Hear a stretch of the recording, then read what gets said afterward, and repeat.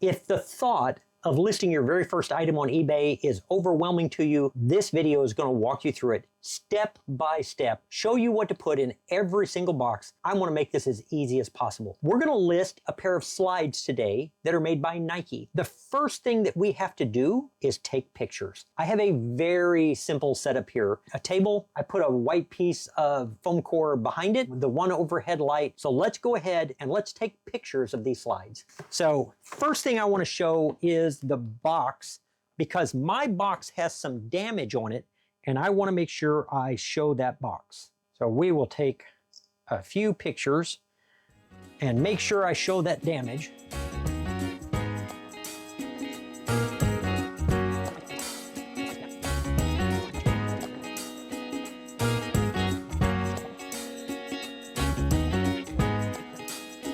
Okay, so what I want to do now is we're going to pop over to eBay and we're going to find these slides so that we can use somebody else's listing in order to make our listing. And you're going to find out something real quick about my slides. They're from 2008. That's going to create a problem. So let's put in Nike Recruit slide and let's see what happens. Big fat zero. The Nike Recruit slide has not been around forever, but we also want to check and make sure none have sold. And none have sold. So what do? One of the things that you can do, let's go back to the main screen here. A real quick note about this Seller Hub. I love the Seller Hub, by the way. You'll notice that on this account that I'm using has a total of 21 feedback. This is practically an unused account that I only use for creating tutorials. And so I don't really sell anything on it. The reason I use a newer account like this is because it doesn't have a store subscription. And if you're new, you probably don't have a store subscription. But while we're looking shoes up and nothing came up, we can go to research and let's go to product research. And if I put in Nike Recruit slide and I go back 3 years, it's still going to bring up nothing because these have not been around forever. Let's go back over here and let's see what we can do. The recruit slide doesn't come up. Now, you'll notice if I just search that, a lot of times eBay will throw stuff up there. They want the person who's looking to find something. A lot of these are going to be nothing like mine. And I have picked a listing that I want to use, and it's this one right here. And there's a reason why. Let's open this. Let me show you something. This is somebody who has a pair of slides for sale. And if I look at this listing, first of all, they have 0 feedback. This is also somebody new, but I don't want you to make the same mistakes they're making. What do these slides look like? I can't tell. Are they just selling the box? Like, I have no idea what's in here. Let's go down to the description. It just says Nike slides. This is not a good listing because I don't know what they have. They have no feedback. There's nothing here. So we're going to use this listing to start from. When you're looking at a listing, and pick something better. I'm going to show you how to fix this one, but we're going to sell one like this right here. And what this will do, will open my seller account. And we need to get my photos from my phone onto here. I've got 2 choices. I can save this as a draft and then open it on my phone and upload my photos directly into that listing, which works great if you're doing 1 item. But let's say that I photograph 10 items. The better option then is to take the photos from here and put them on my computer. And that's what I want to show you how to do. So we're going to take this and we're going to plug it in. And what we're going to do is go down here and highlight our pictures and pull them into the new listing. Once all of our pictures are loaded into the computer, now I can go right back over here and let's upload them into our listing. I'm just gonna left click on this one and go all the way over here, hold the shift key down and click that. And I'm gonna put all of my photos in all at one time. You saw that the other person, they led with a picture of the only thing they had was a picture of the box. I want something that shows people what they're buying. So the first thing I'm gonna do, I'm gonna take this picture and I'm gonna use that as my main photo, but I want it to look a little better. So I'm gonna left click on it And now this little button here is the cropping button. I can come in here and I can make this photo look a lot better.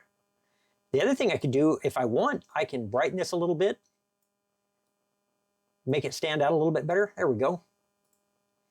I don't do a lot of photo enhancement with my photos. I just want it to show up. I want people to be able to tell what they're buying. I don't change the colors unless the colors are truly wrong. I do want to show, I don't need 3 pictures of the box. I do want to show that the box is damaged. I want people to see what they're getting. So that right there looks like a pretty decent list. In fact, I could probably crop that just a little bit more if I come in on the sides, make it a little bit more square.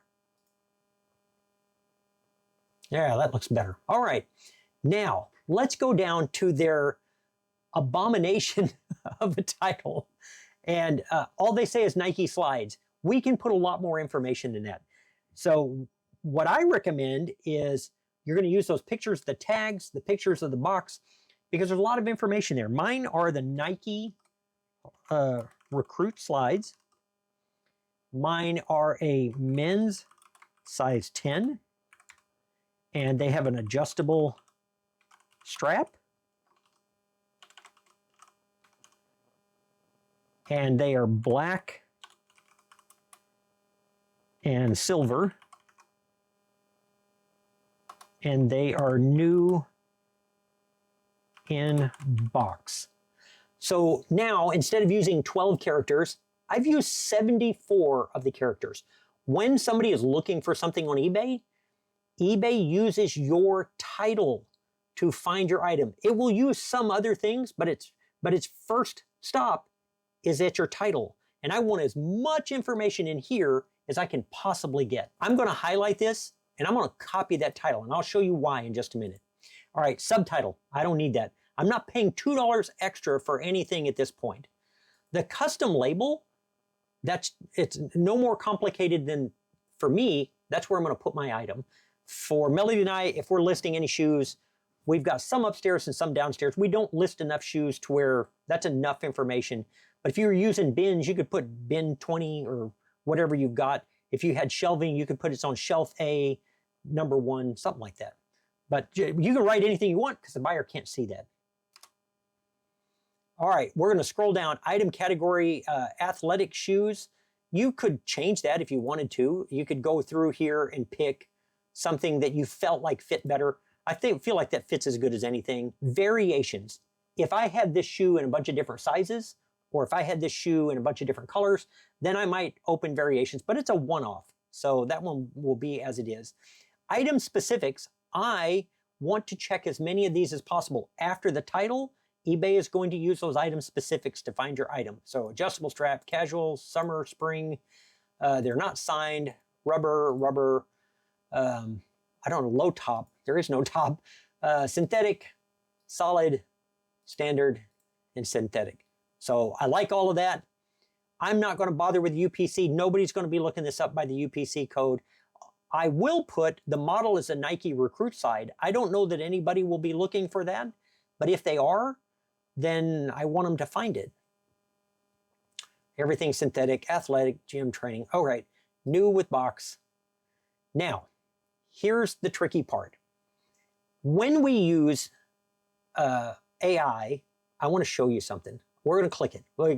Because a lot of people are just going to click this and have it write the description. And listen to this. The Nike Recruit slides in men's size 10 feature a sleek black design with silver accents, making them perfect for casual occasions in the warmer seasons. If I'm selling a pair of shoes, I just want people to know what they're buying. And there are a ton of people, me included, that when I read an AI description, I am out. This tells me nothing specific about what I'm selling. It doesn't tell the buyer anything that tells them I'm actually a human who's trying to sell them a pair of shoes and to let them know what I've got. I don't do AI descriptions, but I do want it to be faster. So let me show you what I did. I copied my title and I am going to go through here and I am going to break this down just like that. Black with a silver swoosh. men's size 10, adjustable strap, new in box. Box shows significant shelf wear. Old stock from 2008. So what this does, this description, first of all, they've actually got pictures of the shoes. And if I'm selling something that is very rare or people are chasing, like a PS5 or something like that, I would put buyer gets the exact item shown. In fact, I could put that on there. And that tells the buyer, like, these aren't stock photos, these are my photos, this is what you get. I so much prefer seeing a real description, and I would strongly encourage you to just put a real description. It doesn't have to be fancy. What I want to show you, let's go back for just a second, because what price do we put on these? Because there's no comps. And let's talk again about the product research. If I put in Nike Recruit Slide, we already know that it's not going to bring up anything. But what about Nike Slides?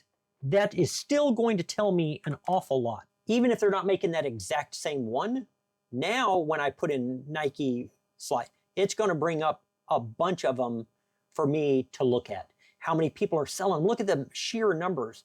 It tells me what people are charging for shipping. It tells me the average sold price. There's a ton of information here. And you can see that they're actually trending up since January. It makes sense that as you start rolling towards spring, people will start buying them. So I can look through here and I can tell you right now, when I'm looking at these, most of these are not going to fit mine. Mine are not going to be the super fancy ones. Mine are going to fall, it looks like, at that $40 price range, which is very close to the average. So let's go back and let's put that in. I'm going to put $39.99. I only have one. If you had multiple quantities of these, you could put that there. And on policies, I have a policy for immediate payment. I have a policy for not requiring immediate payment. If you sold like baseball cards, you'd want people to have a chance to like bundle a lot of those together before they do it. If you need help creating policies, that's an entirely different video, and it's a little bit involved, but certainly within your reach, and I have a video for that. Now let's talk about this next box, allowing offers. I love allowing offers, and I didn't for a long time. I can turn this offer on, you can turn it offer on for whatever fits you. I like turning it on. There may be a day that I haven't had any sales, and if I get a good offer, I'll take it. That is one of the boxes that increase my rate of sales tremendously. I don't set a minimum offer. You know, I've got this at 40 bucks. If I leave this blank, somebody could send me a $3 offer. I want to know if it's somebody who would send me a $3 offer. The first thing I'm going to do when I get an offer, I'm going to look at the feedback they leave other sellers, because most people are great. eBay's great. So few scammers. It's just a wonderful platform to sell on. But if I can eliminate those few ne'er-do-wells, those few people that color outside the lines, I want to do it.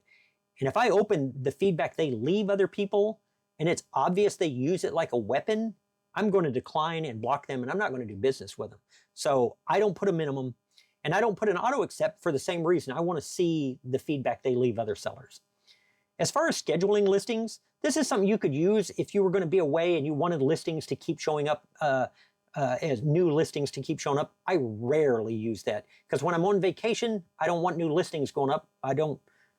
I tend to put it on vacation mode, so I don't use that, but you certainly could. All right, let's take a look at shipping. Same thing, you got to create a shipping policy. This one will be 2 pounds, and I can go look at the policy. You can edit the policy. You can create a shipping policy. You can do all of that right from here.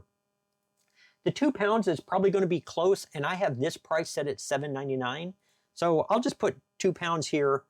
And for package dimensions, I have boxes that I use all the time that are 14 by 10 by 7 because I bought an auction with a ton of them in them. Standard shoe boxes are like 15 by 8 by 6. For these, I will put 15 by 8 by 6, and I will use ground advantage.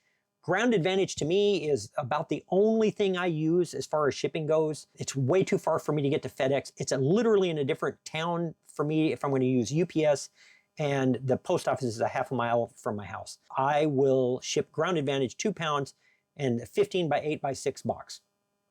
You need to know before you ship how you're going to do it, because it removes the stress when you make a sale, that you're not struggling then. Now what do I do? Have that. If you figure that out first, find a box that'll fit in, or an envelope if it's something that can ship, like a shirt or something like that, and it doesn't need a box, that's okay. My country of origin is China. So China, and you have to have a return policy. I'm going to tell you why we allow returns, because you can check no returns. Here's what I think about no returns. All a buyer has to do to get a return, if you have no returns, is say the item wasn't as described. So the people who are dishonest, they get a return anyway. I think the only people you scare off by saying no returns are honest people. So I allow returns. I do 30 days. The buyer pays for the return. If you qualify for international shipping, eBay tends to all of that. Whenever you qualify for that, turn it on and accept it, because if it goes overseas, you're not getting it back, and they can't even leave you negative feedback. It's awesome. And that's what this note is for, is they will handle it on my behalf, and they do it all. I don't have any other item disclosures to do. I don't have any product documents that go with it. And that is just about it. Let's preview this. And that's it. It'll show my $7.99 for Ground Advantage, the $40 or best offer returns. I've got a nice clear picture of the shoes. That listing is ready to go. So let's list it. If you are struggling with getting started, the process that I've just shown you, that's all there is to it. So pick something out around the house and make a decision to get started. If you're new to eBay, but you're wanting to build a business, I created an entire free course that is on my channel. I will link it at the end of this video, and it is complete with a free workbook that you can use. It's downloadable from the description. And if you're wanting to build something long-term, that is a great place to start. If you enjoy this type of tutorial that breaks it down to the nuts and bolts, I would love to have you subscribe to the channel. And if you know you're going to start, post in the comments what your first item is going to be. I truly appreciate you guys watching. I'm going to see you real soon on the next one. Bye.